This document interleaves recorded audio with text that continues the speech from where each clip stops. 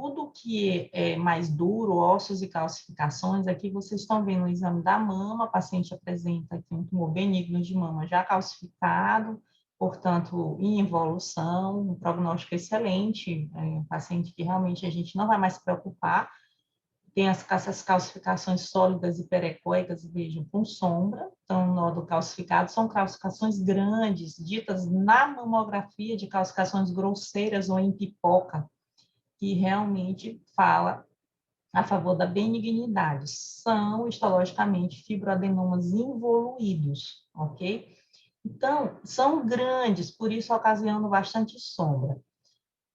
Por conta de que o equipamento vai enviar um feixe sonoro a 1.540 metros por segundo. Para ultrapassar essas calcificações, nós precisaríamos de 4.080. Como isso não é possível, a gente tem a formação aí do artefato chamado sombra acústica. Então, esse conhecimento físico vai nos ajudar em qualquer região do corpo que nós estivermos examinando quando nós encontrarmos algo duro, tá? Mas, quando os cálculos vão diminuindo em tamanho, aqui veja uma vesícula biliar, veja o padrão sacular, a bile anecoica, e tem umas imagens hiperecóicas que se movem. Nós mudamos o paciente de decúbito e elas se movem, então a gente sabe que é cálculo, mas elas são pequenas, elas dão sombras acústicas tênues, e quanto menor elas forem, menos sombra nós vamos identificar. E aqui, vejam, nessa que está medindo 6 milímetros, a gente conseguiu ver uma sombra tênue. Nessa de quase 4, nem tem sombra. O que significa dizer que todas as vezes que a gente tiver uma imagem de cálculo de 5 milímetros ou menos, a gente não vai ter sombra. Então, a gente perde um pouco esse artefato que realmente nos ajuda a fechar o diagnóstico. Mas a gente tem uma outra saída. Nós podemos ligar o Doppler, veja, esse é um cálculo no sistema coletor renal, mas a gente não consegue sombra, a gente fica na dúvida. Então, o que a gente pode fazer? A gente pode ligar o Doppler e concentrar nessa região a caixa, que é chamada região de interesse, a caixa do Doppler, e aqui a gente vai ver esse artefato em cintilação, né, atrás do cálculo. Aqui até tem uma sombra tênue. Então, isso ocorre quando os cálculos são pequenos, porque eles não conseguem entrar na zona focal do transdutor. Então, uma das maneiras que a gente tem é ligar o Doppler e buscar o artefato de cintilação sempre que o cálculo for 5 ou menos. Na verdade, quando tiver cálculo, você pode fazer o exercício de ligar o Doppler, que você vai ver o artefato de cintilação. É até bom para você aprender e não se confundir, por exemplo, quando estiver examinando a pelve de pacientes magras, quando estiver ali examinando a artéria uterina, tudo que está ali perto de estrutura óssea, porque senão você vai achar até que seu equipamento está com problema, porque ele começa a dar muita cintilação, a bater nas estruturas ósseas, tá? E é interessante também que o comportamento, não só dos ossos e calcificações, mas o comportamento do sangue. Veja que o sangue ele passa a ter o que nós chamamos de debris ou ecos. Veja, esse é um caso de um paciente que tinha um grande tumor do lobo direito do fígado, comprimindo aqui a vesícula biliar, e tinha líquido na cavidade abdominal, que era sangue. Vejam, o líquido, eles têm uns ecos em suspensão, então isso caracteriza o sangue.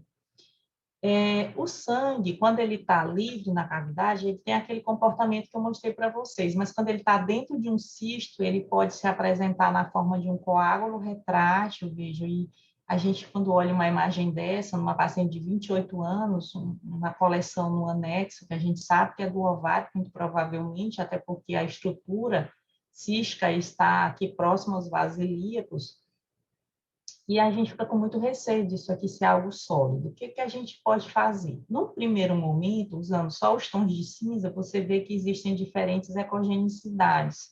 Isso já não fala a favor de uma massa dentro desse cisto, e sim de um coágulo.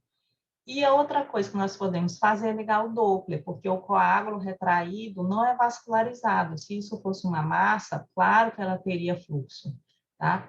Então, uma das formas de apresentação do cisto, cujo conteúdo hemático é o cisto hemático, extremamente comum, tá? É essa a fórmula de coágulo retrátil. E a outra forma, que é a forma que a gente encontra mais comumente, é o padrão reticular, que lembra uma rede de pescador. Então, quais são as formas de apresentação do cisto hemorrágico ou cisto hemático que é funcional? Padrão padrão reticular e padrão coágulo retrátil, tá? Então, vamos gravando esses aspectos. Dentro da ginecologia, a gente também encontra muitos pacientes com endometrioma. Vocês sabem que muitas vezes a própria presença de um endometrioma já nos leva à solicitação de um mapeamento dessa pelve para pesquisa de endometriose profunda, porque muitas vezes a paciente não tem só o endometrioma, ela realmente já tem uma doença muito mais importante, comprometendo a pelve, muitas vezes até fora da pelve dela. Então, o padrão do sangue dentro desse endometrioma é o que a gente chama de vidro fosco, que é como se fosse vidro enfumaçado, né? Se você está num banheiro, você olha no espelho, se você assopra no espelho, você vai ver aquele aspecto, né, enfumaçado, que é o famoso vidro fosco, né? Em tempos de Covid, estamos vendo muito vidro fosco, que é um sinal inespecífico, porque várias patologias estão associadas a isso na tomografia, mas é um termo, vejo, que é usado na imagem, de maneira geral, para traduzir esse aspecto embaçado, digamos assim. Então, na ultrassonografia, você vai ver uma coleção cística totalmente preenchida por esses ecos finos, são ecos de baixo nível, bem compactos, típico de endometrioma. Aqui nós estamos vendo 2 endometriomas.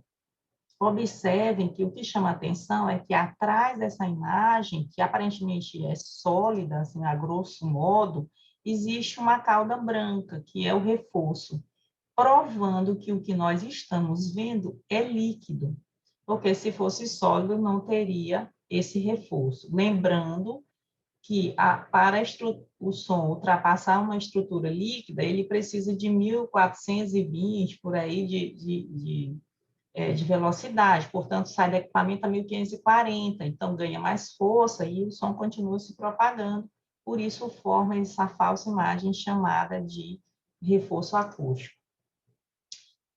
Outro tecido que a gente vai encontrar muito na pele feminina é a gordura, principalmente dentro do dermoide, que é extremamente comum o dermoide. Então, o que a gente pode ter dentro de um dermoide? Né? Muita gordura, dente, cabelo. Então, esses tecidos, eles se apresentam à ultrassonografia com um aspecto bem típico, tanto é que a gente diz achados típicos de dermoide. Um deles é esse componente hiperecogênico com sombra. Então, vocês estão vendo uma coleção cística que foi vista via abdominal, com aquela sonda convexa, que era grande, e tem esses ecos bem densos, e tem essa imagem sólida, que pode ser um tufo de pelos com sombra. Às vezes é dente, hein, pessoal? Então, essa característica de uma coleção com componente hiperecóico com sombra é típica de dermode. Outra característica típica de dermode é a presença de cabelos. Então, olhem como é que o cabelo se comporta no ultrassom. Você vai ver uma linha que, de repente, para. Por quê? Porque o cabelo mudou de direção. Então, quando ele muda a direção, eu não consigo vê-lo. Ó, aqui eu estou vendo, de repente para. Antigamente, a Sociedade Internacional de Ultrassom, INGO, a ISUOG, chamava isso de sinal do traço, espaço-traço.